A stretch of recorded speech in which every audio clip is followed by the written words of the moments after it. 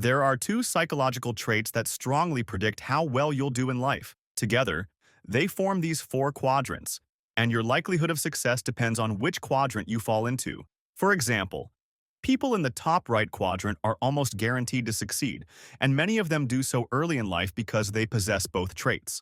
Those in the bottom right quadrant usually achieve success later in life once they're more mature, because they're missing one of the traits. Then there's the top left quadrant.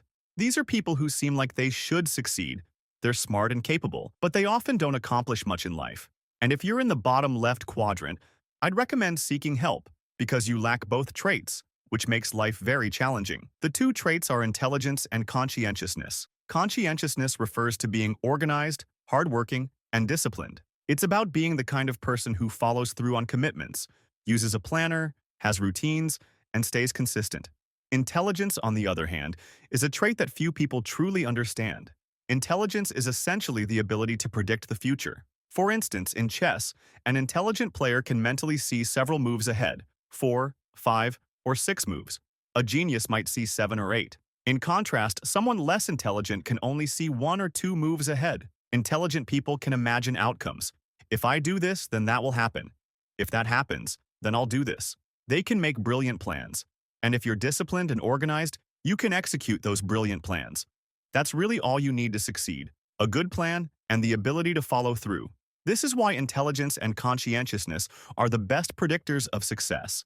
Intelligence is the ability to plan, and conscientiousness is the ability to execute those plans. Now, let's look at each quadrant.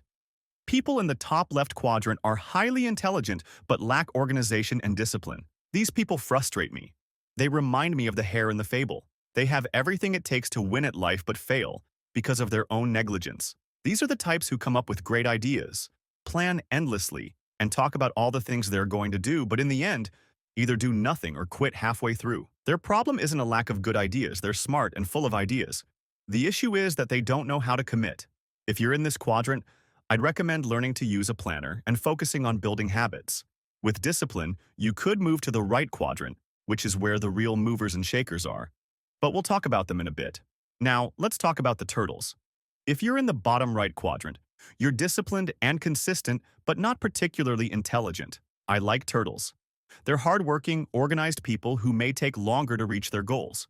They might not achieve success as quickly, but they usually get there in the end. Even without the best ideas, through trial, error, and persistence, they eventually achieve what they want. A round of applause for the turtles who, despite not being especially intelligent, still find success. A turtle can speed up their journey by surrounding themselves with experienced people who can help with planning, as they're excellent at execution. Now, the top right quadrant is home to people who are not only intelligent and full of good ideas, but also humble enough to stay organized, use a planner, and focus on their habits. They don't just create great plans, they execute them. And when you execute a good plan well, you achieve your goals. Whether it's following a diet, sticking to a study schedule, or launching a business idea, these people succeed because they can trust themselves to follow through on what they say they'll do. They're masters of habits. Finally, let's look at the bottom left quadrant. If the top left is the hare and the bottom right is the turtle, the top right would be the fox. Quick and clever like the hare, but disciplined like the turtle. The bottom left, however, would be the sloth, neither smart nor disciplined. If you're in this quadrant, I'd recommend finding a job with a boss who genuinely cares about you. Why? Because a smart boss can make plans for you and act in your best interest.